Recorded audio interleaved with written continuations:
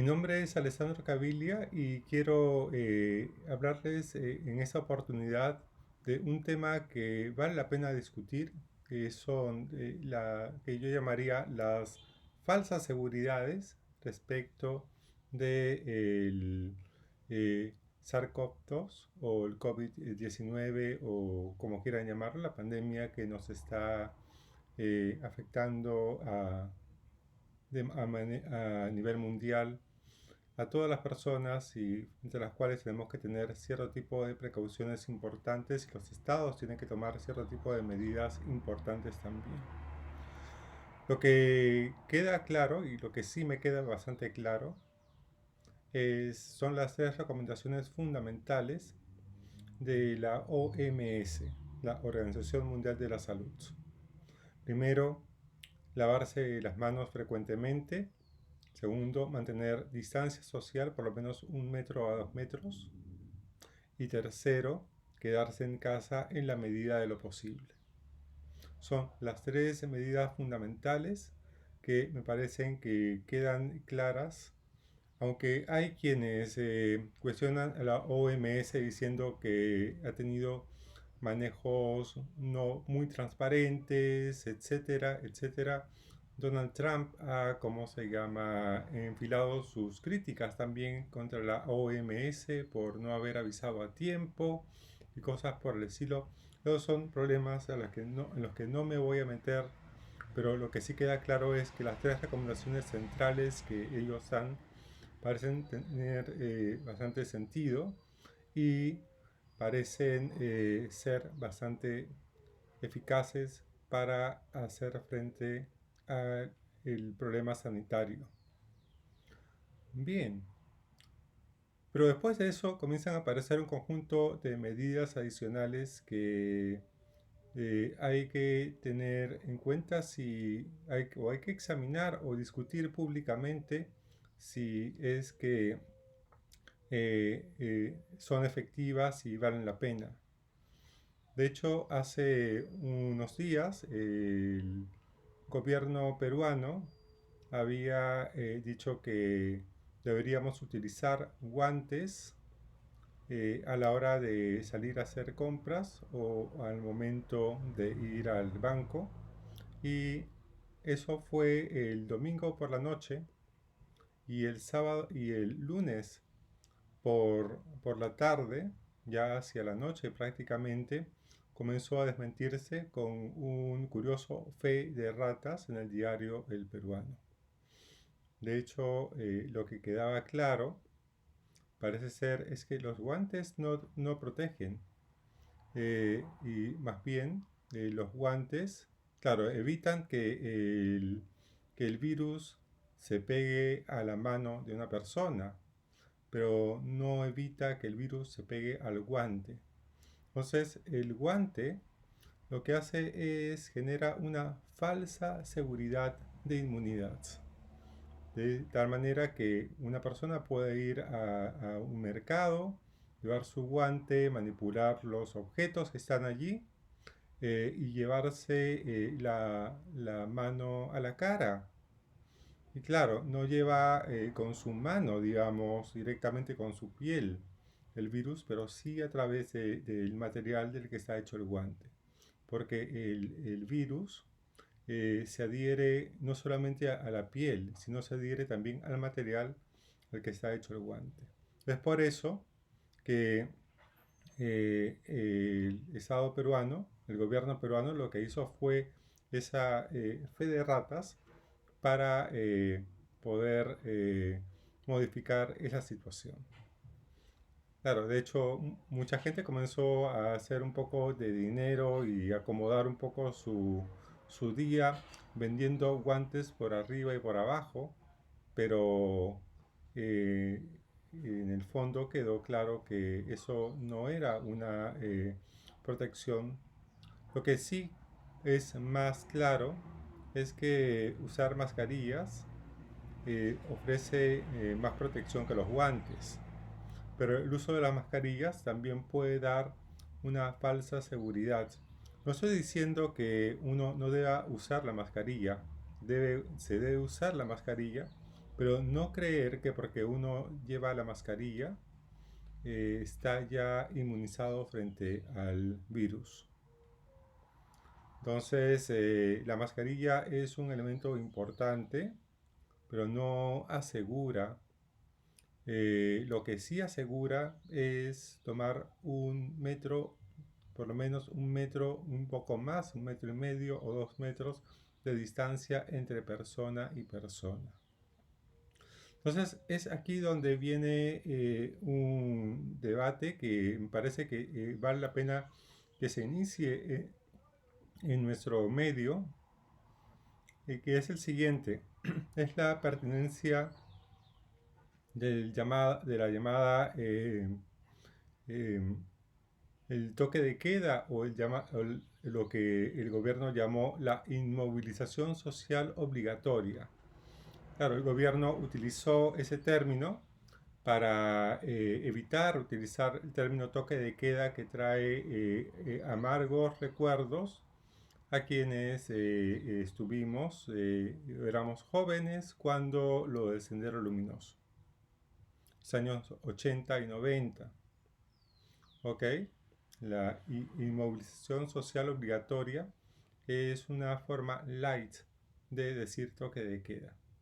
Bien, pero la pregunta es la siguiente, es si el toque de queda es positivo o negativo y hasta qué punto, ¿no? Eso es lo que hay que discutir, porque de hecho se ha tomado como una salida importante, una medida valiosa y parece ser que de entrada es una medida acertada.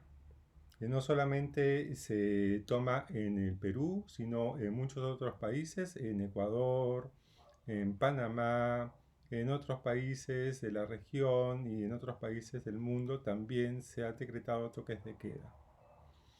Bien, eh, si nosotros nos basamos en las cifras que ofrece Salud, eh, el control, digamos, del calor, digamos, el lugar donde hay personas que tienen mayor temperatura que hace unos días, que ayer, especialmente ayer 12 de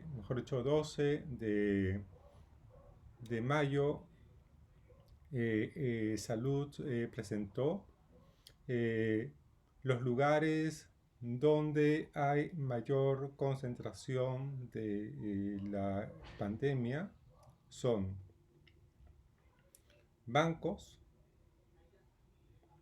mercados y lugares donde las personas viven hacinadas. Por ejemplo, en Lima, en ciertos sectores de San Juan del Lurigancho, en ciertos sectores de, ¿cómo se llama?, de Breña y en ciertos sectores de La Victoria, donde las personas, allí donde las personas viven en condiciones de hacinamiento, donde viven en una habitación prácticamente 4, 5, 6 o 10 personas, una, dos o tres familias. Entonces, allí es, ¿cómo se llama? Es inevitable que alguien que ya esté contagiado contagie al resto. Y lo que se está tomando como medida o se está evaluando es eh, cómo poder separar a la persona que ya está infectada del resto de la gente que vive en el lugar donde reside y puedan, ¿cómo se llama? Y puedan tomar distancia y evitar contagiar. Claro, respecto del tema de la victoria, es importante lo que anota Marcos y Fuentes en su programa el día de hoy, es el 13 de mayo, que mucha gente eh, lo que hace es coloca que reside en la Victoria, pero en realidad vive en otras partes porque se moviliza a la Victoria para poder trabajar, porque allí es donde donde estuvo el mayor mercado de Lima y todavía quedan digamos, muchos negocios y la gente se moviliza y por eso coloca su residencia allí. Por eso el dato sobre la victoria también habría que evaluarlo mejor. Eh, pero quiero concentrarme en el valor del toque de queda, digamos. Primero, eh, lo que hay que tener en cuenta es que el toque de queda en Perú se decretó eh, pocos días después de que se decretó el estado de emergencia y se decretó la cuarentena. A los pocos días, bueno, el Perú fue uno de los países que decretó la cuarentena bastante temprano y eso es una cosa que hay que felicitar y que, ¿cómo se llama? Y que ha permitido que el contagio no sea tan desastroso como pudo haberlo sido si hubiésemos tomado la decisión más tarde. Pero el toque de queda se decretó porque unos jóvenes de clase media decidieron de pronto hacer una fiesta un sábado por la noche o un día, digamos en la noche, en la casa de alguno de ellos y terminaron todos contagiados. Bien, eso cómo se llama, eso puede pasar y eso pasó y a raíz de eso se decretó el toque de queda. Se decretó primero el toque de queda desde las 8 de la noche hasta las 5 de la mañana. Después, viendo cómo se llama, viendo que el asunto no bajaba, que los contagios continuaban, se bajó la hora de inicio del toque de queda a las 6 de la tarde. Y en otros lugares a las 4, especialmente en lugares donde donde había mayores infecciones, por ejemplo en Lambayeque, no sé si en Piura, pero sí en, ¿cómo se llama? En Loreto y muchas otras zonas, se bajó a las 4 de la tarde. Pero eso trae, digamos, un toque de queda puede permitir tener la sensación de seguridad porque en cierto modo la gente está en sus casas, no hay, ¿cómo se llama? Eh, eh, Contagio, hay distancia social, etcétera. La policía y las Fuerzas Armadas tienen la posibilidad de tener un mayor control de la situación, ¿no? En apariencia, digamos eso, y de hecho, durante el toque de queda al principio hubo un conjunto de cuestiones indeseables que se llevaron a cabo por parte de algún efectivo del ejército. Finalmente, digamos, esas cosas fueron corregidas, aunque no se sabe exactamente el detalle de cómo serán las cosas en otros lugares. Lugares que no son Lima, donde sí, digamos, podría haber poca información respecto de lo que pasa durante el toque de queda. Bueno, pero el asunto es el siguiente, y ese análisis es un análisis que también lo han hecho Rosa María Palacios y Marcos y Fuentes, y me parece un análisis que es completamente legítimo. Si el lugar del contagio, el lugar donde hay mayor contagio, son bancos, mercados, porque la gente va hacinada a los bancos y los mercados, eh, la pregunta es ¿por qué la gente se hacina y se contagia en los bancos y en los mercados? Y es porque, en cierto modo, la gente, las personas que van a los bancos y a los mercados, no es porque sean descuidadas ni cosas por el estilo. De hecho, hay personas que sí lo son, descuidadas y no toman la distancia, etcétera. Pero eso tiene que ver con una educación, digamos que se va logrando poco a poco y paulatinamente se está consiguiendo en Lima, tal vez en otros lugares más que en otros. Pero el asunto por la cual hay bastante concentración de gente en bancos y mercados es porque la atención de los bancos y los mercados tiene poco tiempo de duración durante el día. Es decir, un mercado puede comenzar a atender a las 7 de la mañana y tiene que cerrar ya a las... Si el toque de queda es a las 6, tiene que cerrar ya de todas maneras a las 4 o a las 3. De 7 a 3 es muy poco tiempo. O si el toque de queda es a las 8, tiene que cerrar a lo máximo a las 6. ¿Por qué? Porque no es que simplemente cierran sus puestos y se van. Tienen que limpiar, tienen que ordenar, llevar las cuentas, etcétera, etcétera. Entonces el tiempo de cierre, el tiempo de terminar de atender al público y el tiempo de cierre total del mercado y de los supermercados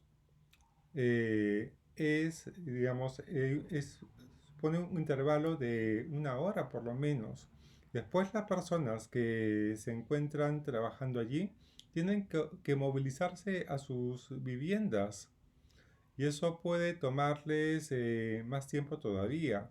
Entonces, para evitar que las personas que trabajan en los bancos, pero especialmente en los mercados, en los supermercados, sean, digamos, cogidas en la calle durante el toque de queda a la hora del inicio de la inmovilización social obligatoria. eh, entonces el mercado tiene que cerrar temprano. Entonces la gente, ¿qué es lo que va a hacer? Especialmente la gente que no tiene frigidera en casa. Lo que hace la gente es va y se expone. La gente sabe que se arriesga, pero tienen que comer, tienen que buscar comida, tienen que comprar por lo menos algo para el día. Y entonces es inevitable que los mercados y los bancos, porque la gente va a los bancos para recoger, digamos, para recibir el bono, digamos, que el Estado les está ofreciendo. eh, y es inevitable que la gente, por más temprano que vaya, se demore mucho y se hacine allí, digamos, hay hacinamiento en el banco también. Entonces, eso hay que eso nos tiene que llevar a pensar, a reflexionar si, si vale la pena mantener un toque de queda. Un toque de queda tiene ciertos tipos de ventajas, que la policía y las Fuerzas Armadas pueden tener un mejor control de la situación. Pero también, digamos, de todas maneras, durante un toque de queda, la policía y las Fuerzas Armadas tienen que patrullar las calles y evitar que haya gente incumpliendo el toque de queda. Imaginémonos de pronto que no haya toque de queda. Del mismo modo, la policía y las Fuerzas Armadas tienen que patrullar las calles y muy bien podrían evitar que las personas se aglomeren en las calles o cosas por el estilo. Inclusive se podría evitar que las personas hagan fiestas en sus casas porque habría forma, digamos, ya, supongamos que no hay forma de controlar eso, controlar que una persona haga fiestas en su casa. Eh, de hecho, inclusive podría una persona o un grupo de personas reunirse antes de las 8 en la casa de alguien y a eso de las 9 10 comenzar a hacer una fiesta, digamos, y comenzar a contagiarse. Eso no garantiza nada. Eh, pero, de hecho, ya si quieren un toque de queda, podría ser desde las 10 u 11 de la noche. de 11 de la noche a 4 de la mañana. ¿Para qué? Para evitar en realidad el verdadero foco infeccioso, por lo menos en la ciudad de Lima y en otras ciudades del país, que es, ¿cómo se llama? Que son los bancos y los mercados. ¿Ok? O sea, esa es una idea que hay que tener en cuenta o que hay que por lo menos discutir si el toque de queda es una buena idea, porque además el toque de queda es como los guantes, o puede ser como los guantes. La gente puede pensar que porque el gobierno ha decretado un toque de queda, está más protegida. Y en el fondo eso no es así. Digamos, la gente que va a hacinarse en el mercado puede pensar que porque hay un toque de queda que comienza a las 6 o a las 8 de la noche, va a estar protegida y por lo tanto, digamos, el contagio que va a llevarse en el mercado no va a ser tan grave, pero eso puede ser una falsa seguridad. Entonces, hay que evaluar bien las cosas y hay que tratar de ver el asunto, digamos. Se ha pensado en, ¿cómo se llama?, distribuir de mejor manera los mercados, etcétera, etcétera, pero siempre va a haber mercados que no se van a poder distribuir de esa forma. El caso, por ejemplo, claro, de los supermercados. Los supermercados también son focos de contagio y no hay forma de hacer una distribución más amplia del supermercado porque está en un lugar cerrado. Por más grande que sea, está en un lugar cerrado. Y cómo se llama, y uno podría colocar cómo se llama restricción para el ingreso de las personas en el supermercado, pero eso también, digamos, tiene sus límites. Tiene sus límites. Entonces hay que pensar bien, digamos, el tema del toque de queda. Y otra cosa que hay que pensar bien es el tema del delivery y el reparto a casa. Porque se habla mucho de experiencias de otros países, especialmente de China, etcétera, donde el delivery ha sido una solución, digamos, incuestionable y cosas por el estilo. Pero las personas que admiran, por ejemplo, y que toman en cuenta los ejemplos de China y de otros lugares, no toman en cuenta que la situación de la salud pública de China es diferente a la situación de la salud pública del Perú. Entonces, hay muchas personas, inclusive personas que salen en la televisión y que tienen mucho rating en sus programas, que hablan de experiencias de otros países y dicen eso deberíamos aplicarlo aquí, etcétera, pero sin tener en cuenta el, la situación del contexto en el que tenemos, especialmente el contexto de la salud, de la salud pública y de la situación sanitaria y también de otras enfermedades que en otros países no existen, como tuberculosis, el dengue y otras epidemias que están también allí eh, conviviendo con el COVID-19. Entonces,